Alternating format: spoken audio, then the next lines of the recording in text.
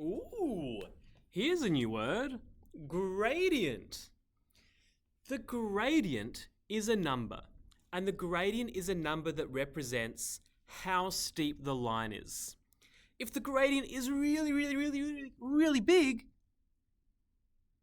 then the line is really steep. If the gradient is very small, then the line is probably flat. The symbol for gradient is M. What? Why would they not make it G? Why would they not make the symbol for gradient G? Interestingly, we don't actually know why the symbol is M. Mathematicians agreed long ago, that the symbol should be M. Some people think it might have to do with the French, I think it's like monter, to climb. I don't know, however you say climb in French. But we don't actually know why it's M. But the symbol for gradient, we're stuck with it now. We've been doing it for hundreds of years. Sadly, it is M. Sorry about that, there's not much I can do. I don't make the rules. There is another word for gradient, which is slope, of course. The slope is how steep the line is. If the slope is 100, that is a very steep line. If the slope is 0, then that line is flat. We can figure out the gradient, which is a number that represents how steep it is. There is a formula we can use. It is how far up you have to go, the y step, divided by how far across, which is the x step. So that's the formula, m equals y step over x step. To use that formula, we really need 2 points on our line. I like to pick points that are on a grid intersection. So do you notice the line goes exactly through this dot? So put a dot there.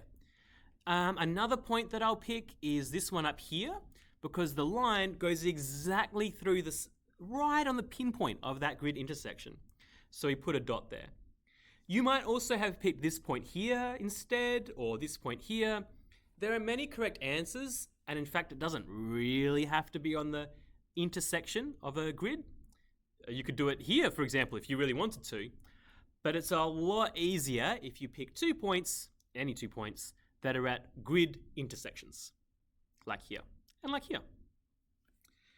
So the y step and x step, that's how far you need to step across and up. To go across, we go across this way, and then we can go up this way. So we go across 1, 2, 3. That's how far across we have to go, horizontally, 3 units. And vertically, we have to go 1, 2, 3, 4, 5, 6. 6 units. So the y step, the step in the y direction, is 6. And the step in the x direction, the x step, is 3. They're both positive because I went in the x direction, I went right, and in the y direction, I went up. So they're both positive. So the slope is 6 over 3. 6 divided by 3, we can simplify that fraction. 6 divided by 3 is 2. Now it does have a meaning, and the meaning is what gives this use that we'll see later how to interpret real graphs. This means that if we go across a unit, a single square on the x-axis, then the y-axis will go up by 2. You can imagine if this number was very large, like 7, that would be a really steep line. For every 1 unit across, I go up 1, 2, 3, 4, 5, 6, 7. That would be really steep. So that's the meaning of what it represents. For a horizontal line, what do you think the gradient would be, the slope, for something that's completely flat, doesn't go up or down? The gradient will be 0. And for a vertical line, the gradient, it would kind of be infinite. We'll see why in the next slide. Because we can't give a number answer as infinity, infinity's not a real number, we just say the gradient is undefined. So for a vertical line, you just can't calculate a gradient. It's just undefined.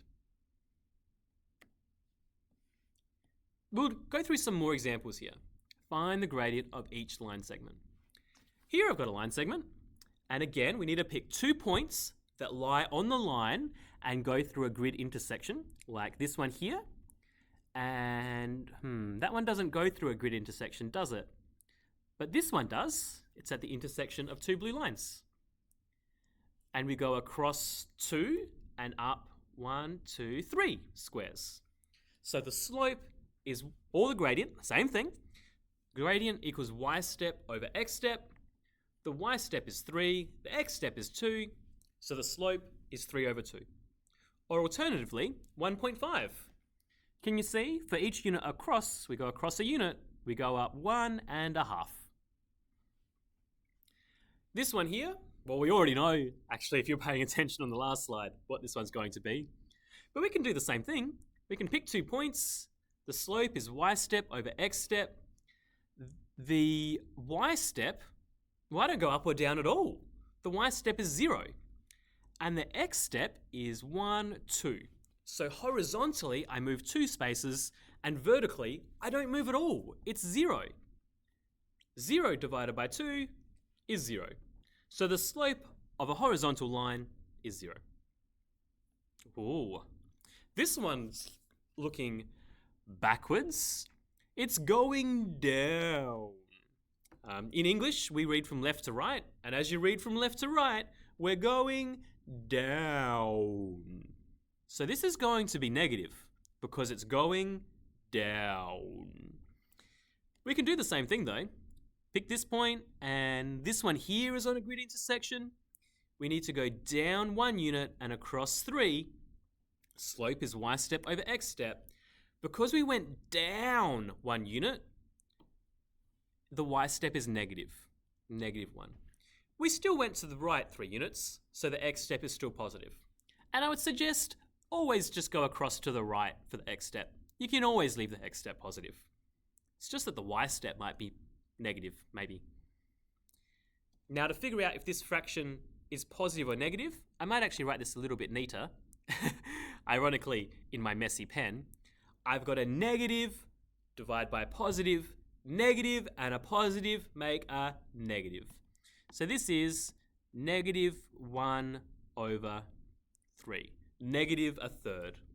In other words, if I move to the right a single unit, I go down 1/3 of a square. Wow, this is an intense slope. This mountain is impossible to climb. You know, this one looks difficult, but this one is so steep. It's infinitely steep. We can still pick 2 points. Pick a point there, pick a point there. The x step is 0. There's no movement horizontally. But vertically, we go up 1, 2, 3. So the slope is 3 divided by 0. How can you divide by 0? It just blows up to infinity. So we say the gradient is undefined for the simple reason that we want to give a number answer. But infinity, it's not a real number. Cool, and that's gradient. I hope you'll join me next time when we learn a bit more about a gradient formula, that you don't even have to see the line to figure out the gradient. Okay, bye everyone.